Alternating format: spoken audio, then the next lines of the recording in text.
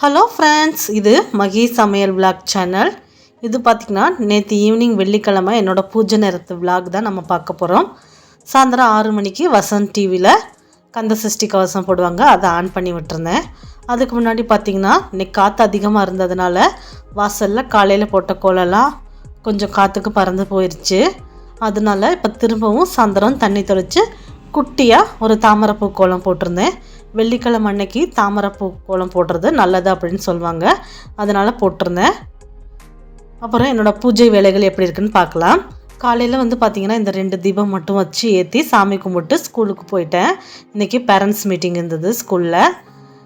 அப்புறம் சாயந்தரமாக தான் மிச்சம் இருக்கிற தீபத்தெல்லாம் எடுத்து வச்சு அதுக்கு மஞ்சள் குங்குமம் பொட்டெல்லாம் வைக்கிறதுக்காக ரெடி பண்ணிகிட்டு இருந்தேன்.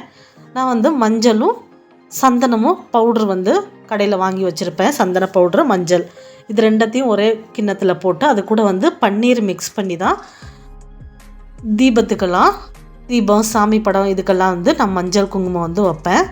சாமி படத்துக்கு பொட்டு ஒரு 15 நாளைக்கு ஒரு தடவை அந்த மாதிரி தொடச்சிட்டு வைப்பேன். வாரத்துக்கு ஒரு தடவை தீபம்லாம் க்ளீன் பண்ணிவிட்டு இந்த மாதிரி மஞ்சள் குங்குமம் பொட்டு வச்சுக்குவேன். இந்த எல்லா தீபத்துக்கும் பொட்டு வச்சுட்டு அப்புறமேல் பார்க்கலாம். இது நான் குலதெய்வத்துக்கு ஏற்றுற மண் அகல் விளக்கு. மிச்சம் இருக்க மண் அகல் விளக்கு பார்த்திங்கன்னா வெற்றிலை தீபத்துக்கு ஏற்றுறதுக்காக 6 மண் விளக்கு, 6 மண் அகல் விளக்கு வாங்கி வச்சுருக்கேன். இன்றைக்கி தான் வாஷ் பண்ண முடிஞ்சது, அதனால் அப்படியே வாஷ் பண்ணி அதை அப்படியே எடுத்து வச்சுருவேன்.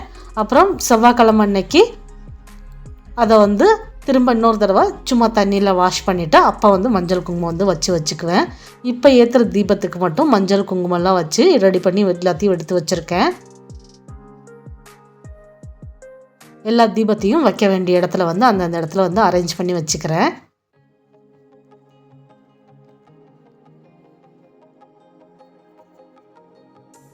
தீபத்துக்கு திரி போட்டுடலாம். எண்ணெய் ஊற்றிட்டு அதுக்கப்புறம் தான் திரி போடணும்னு சொல்லுவாங்க. இப்போ நான் காமிக்கிற இந்த மாதிரி தீபத்தில் எண்ணெய் ஊற்றிட்டா அதுக்கப்புறம் திரி போடுறதுக்கு கஷ்டமாக இருக்கும். அதனால இந்த மாதிரி இருக்கிற தீபத்துக்கு ஃபஸ்ட்டே நான் திரி போட்டுட்டு அதுக்கப்புறம் தான் எண்ணெயை ஊற்றுவேன். இப்போ மற்ற மண் அகல் விளக்கெல்லாம் இருக்குது பார்த்திங்களா, அதுக்கெல்லாம் எண்ணெய் ஊற்றிட்டு அதுக்கப்புறம் தான் நான் திரி போடுவேன். இப்போ எல்லா விளக்குக்கும் எண்ணெய் ஊற்றி வச்சிடலாம். நான் இந்த 2 தீபத்துக்கு மட்டும்தான் இப்போ திரி போட்டு எண்ணெய் ஊற்றியிருக்கேன்.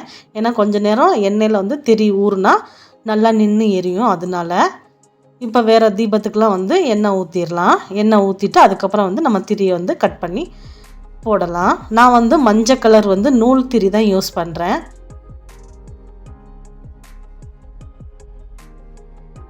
எல்லா தீபத்துக்குமே ஒரே மாதிரியாக மஞ்சள் கலர் நூல் திரி தான் போட்டுட்ருக்கேன். மஞ்சள் அப்படிங்கிறது மங்களகரமான பொருள் இல்லையா, அதனால் மஞ்சள் கலரில் இருக்க திரி வாங்கி யூஸ் பண்ணிகிட்ருக்கேன்.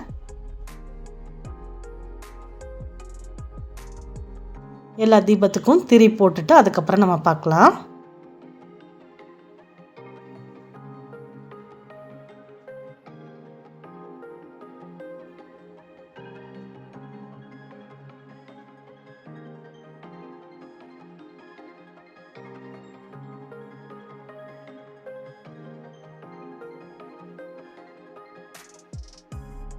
மண் அகல் விளக்குலாம் நான் தண்ணியில் ஊற வச்சுட்டு தான் யூஸ் பண்ணுறேன். ஆனாலும் எண்ணெய் கீழே இறங்கிக்கிட்டே இருக்குது.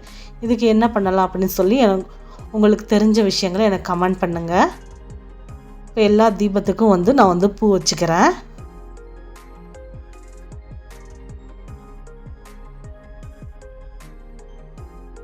இந்த இடத்துல பார்த்திங்கன்னா மேலே நான் குபேர தீபம் வைக்க போகிறேன். குபேர தீபம் வடக்கு பார்த்து ஏற்றுறதுனால அந்த பக்கம் வச்சுருப்பேன். என்னோட குட்டி பூஜை ரூமை எனக்கு தெரிஞ்ச மாதிரி நான் ரெடி பண்ணியிருக்கேன். சாமிக்கு பிரசாதத்துக்கு இன்றைக்கி கல்கண்டு வச்சுருக்கேன். எப்போவுமே பெரும்பாலும் நான் கல்கண்டு தான் வைப்பேன். எப்போயாவது ஒரு நாள் முந்திரி, கிறிஸ்மஸ் அந்த மாதிரி வைக்கிறது உண்டு. இப்போ வாசல்லேருந்து விளக்கு ஏற்றிட்டு வந்துடலாம். ஃபஸ்ட்டு இந்த வாசலில் வைக்கிற தீபத்தை கொண்டு போய் வாசலில் வச்சுக்கிறேன்.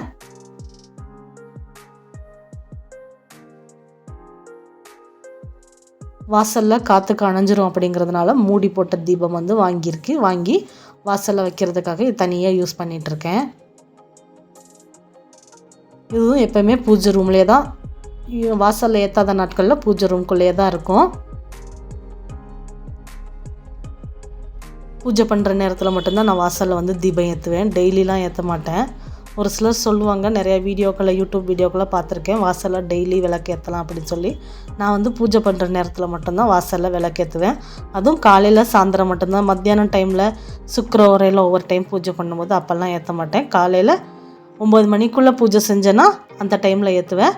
அப்புறம் சாயந்தரம் 6 மணிக்கு மேலே பூஜை செய்யும்போது அந்த டைமில் ஏற்றுவேன். இன்றைக்கி காலையில் வந்து பார்த்திங்கன்னா ஒரு 11 மணிக்கிட்ட தான் தீபம் ஏற்றியிருந்தேன். அப்போ வந்து வாசலில் வந்து விளக்கு வைக்கலை. வீட்டுக்குள்ளே மட்டும் இந்த விளக்கு வச்சு 2 தீபம் மட்டும் ஏற்றி சாமி கும்பிட்டு ஸ்கூலுக்கு போயிட்டேன். அதுக்கப்புறம் சாயந்தரம் தான் வந்து இப்போ எல்லா வேலையும் பூஜை வேலைகள் எல்லாம் செஞ்சிட்ருக்கேன். எல்லா தீபத்தையும் ஏற்றிட்டு அதுக்கப்புறம் வந்து சூடம் பத்தி எல்லாம் ரெடி பண்ணிக்கிறேன். சூடத்தை ஃபஸ்ட்டு எடுத்து வச்சுட்டு அதுக்கப்புறம் வந்து ஊதுபத்தி ஏற்றிட்டுருக்கேன்.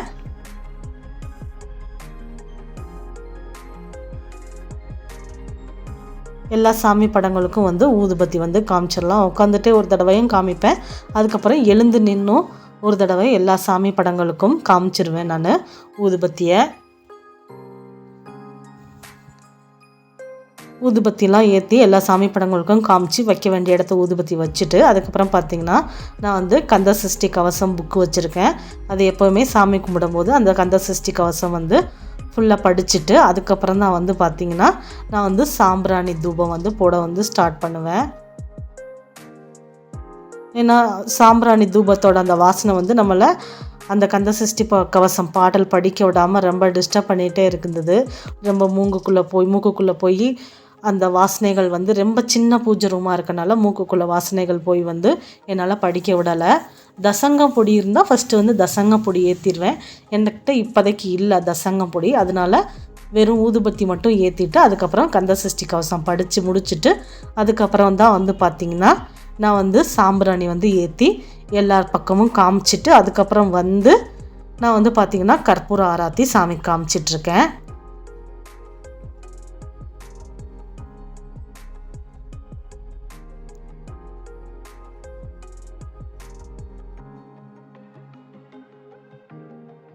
கற்பூர ஆராத்தி காமிச்சு இந்த பூஜையை வந்து நிறைவு செஞ்சுக்கிட்டு நான் வந்து என்னோடய சிம்பிளான பூஜை வேலைகளை உங்கள் கூட வந்து வீடியோ எடுத்து ஷேர் பண்ணியிருக்கேன். இந்த வீடியோ பிடிச்சா ஒரு லைக் பண்ணுங்கள். பூஜைகள்லாம் முடிச்சுட்டு வந்து ஒரு 7 மணி ஆயிடுச்சு. இந்த டைமில் தான் வந்து பார்த்திங்கன்னா குழந்தைங்களுக்கு வந்து நான் பப்பாளி பழம் வந்து கட் பண்ணி கொடுத்துட்ருந்தேன். வெயில் ரொம்ப அதிகமாக இருக்குது அப்படிங்கிறதுனால காலையில் மிட் மார்னிங் ஸ்நாக்ஸ் அப்புறம் சாயந்தரம் ஈவினிங் ஸ்நாக்ஸுக்கு வந்து பழம் தான் கொடுக்கறது. இன்றைக்கி குழந்தைங்க மத்தியானம் தூங்கிட்டாங்க. அதனால் டீ குடிக்கும் போதே டைம் வந்து 5:30 மணி ஆயிடுச்சு. அப்போ வந்து எதுவும் கொடுக்கல. பூஜையெல்லாம் முடிச்சுட்டு அதுக்கப்புறம் தான் வந்து பார்த்திங்கன்னா நான் வந்து பப்பாளி வந்து கட் பண்ணி கொடுத்தேன். ஒவ்வொரு நாளைக்கு ஒவ்வொரு பழம், பப்பாளி, வாட்டர்மெலன் இந்த மாதிரி கொடுங்க. அதே மாதிரி நிறைய ஜூஸும் குழந்தைங்களுக்கு கொடுங்க.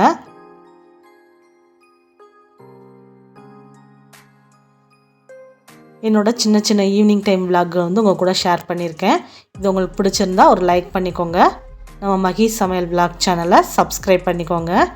என்னோடய பெரிய பாப்பா வரைஞ்ச டிராயிங் இது எப்படி இருக்குது அப்படின்னு சொல்லி மறக்காமல் வந்து கமெண்ட் பண்ணுங்கள். இந்த வீடியோவை இவ்வளோ நேரம் பொறுமையாக பார்த்ததுக்கு மிக்க நன்றி. மற்றொரு வீடியோவில் சந்திப்போம். தேங்க்யூ, பாய்.